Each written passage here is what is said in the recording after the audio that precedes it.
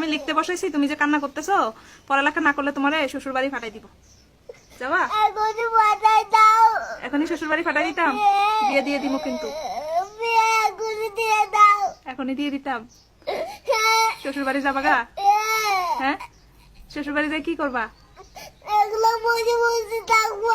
একলা বসে বসে থাকবা? বইগুলো এখানে রাখি যাবা? শ্বশুর বাড়ি গেলে তো কাজ করা লাগবে, পারবা? পারবা না? তাহলে তো ওরাও ওখান থেকে ওখানেও থাকতে দিবে না, তাহলে কি করবা? একটা লাঠি নিজে কারে মারবা? শ্বশুরকে মারবা? আচ্ছা, লাঠি নিয়ে যায় শ্বশুরকে মারা লাগবে না, তুমি এইখানেই থাকবা, কিন্তু তুমি পড়ালেখা করবা। হ্যাঁ, পড়ালেখা করবা না? করবা না? হ্যাঁ, শুধু রাগ দেখায় তো পড়ালেখা করবা না? পড়ালেখা করবা না? তোমাকে আমি লিখতে বলছি, তুমি লিখবা না?